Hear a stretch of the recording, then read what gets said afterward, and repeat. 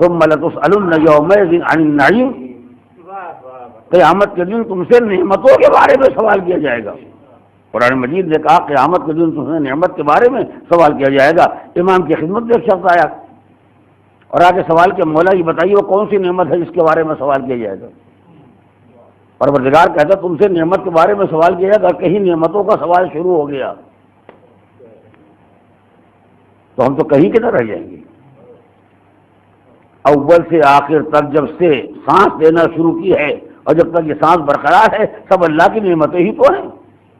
کہاں تک کھانے کا حساب دیں گے، کہاں تک پانی کا حساب دیں گے، کہاں تک زندگی کے سانسوں کا حساب دیں گے، کہاں تک سماعت بصارت کی قوت کا حساب دیں گے؟ اگر خدا نے سوال کرنا شروع کر دیا ہم تو مر ہی جائیں گے۔ فرمایا تم لوگ نعمت سے کیا سمجھتے ہو؟ کہ یہ جو خدا نے دیا ہے، کسی کو پیسہ دیا، کسی کو روٹی دی، کسی کو کپڑا دیا ہے، خدا سوال کرے گا۔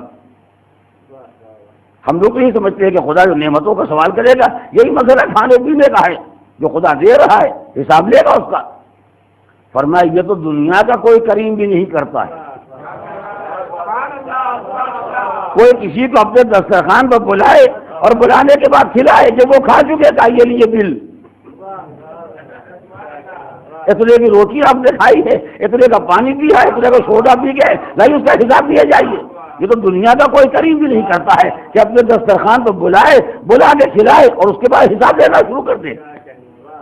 توجہ کریں، ہاں یہ ہو سکتا ہے کہ آپ دسترخوان پر بیٹھیں، آدھا کھائیں آدھا پھینک دیں، تو صاحب خانہ کہ جناب کھانے کے لیے بلایا تھا، پھینکنے کے واسطے نہیں بلایا تھا، یعنی پھینکنے کا حساب تو ہو سکتا ہے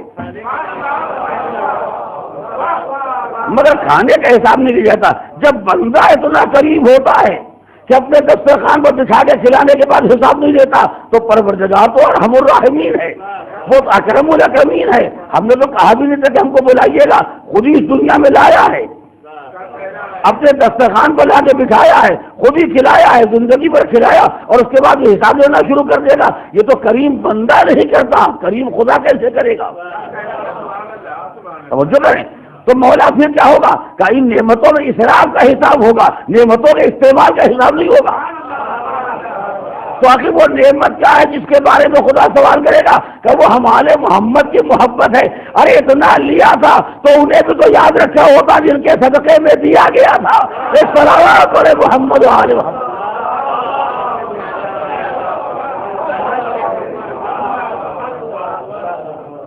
جس نعمت کا حساب کیا جائے گا وہ نعمت ہم آل محمد کی ولایت ہے، ہم آل محمد کی محبت ہے۔ قفوہم انہم مسئولون۔ سارے حسابات تمام ہو گئے، اب جا رہے ہیں۔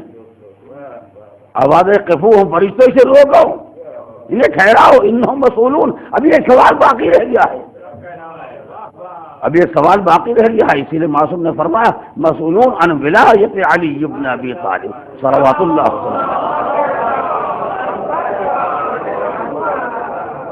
تو پروردگار عالم کی نعمتوں کو انسان برباد کرے، ظاہر اس کا سوال تو کیا جائے گا، لیکن نعمتوں کو استعمال کرے یہ کریم کی شان کے خلاف ہوگا، اس کا حساب لے گا۔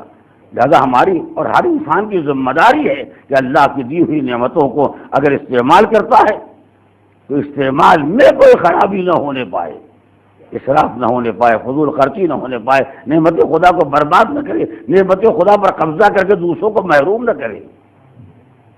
اسی لیے کہا کہ ملعون ہے وہ انسان جو رات کو پیٹ بھر کے سو جائے اور ہمسائے والا بھوکا مر رہا ہے۔ ہم نے اس لیے نہیں دیا تھا آپ کو کہ آپ کے پاس رہے گا، خزانے میں جمع رہے گا، باقی سے بھوکے مرتے رہیں گے۔ حسابات ان معاملات کے ہیں، لیکن جتنا بندے نے کھا لیا ہے وہ تو اس کی زندگی کے لیے ضروری ہے۔ اگر ہم کو زندہ رکھنا ہے تو اس کے وسائل حیات کا فراہم کرنا ہماری ذمہ داری ہے، اس کا حساب نہیں ہوتا۔ اور یہی وجہ ہے کہ اگر محبت آل محمد کے بارے میں حساب لیا جائے گا تو اس حساب کی بنیاد یہی ہے، جنہوں نے محبت کا حق ادا کر دیا ان سے کیا پوچھنا ہے؟ توجہ کریں بھائی، جنہوں نے روٹی کھا لی ان سے کیا پوچھنا ہے؟ جنہوں نے کپڑا پہن لیا ان سے کیا سوال کرنا ہے؟ جنہوں نے رزق کو برباد کیا ان سے سوال کرنا ہے؟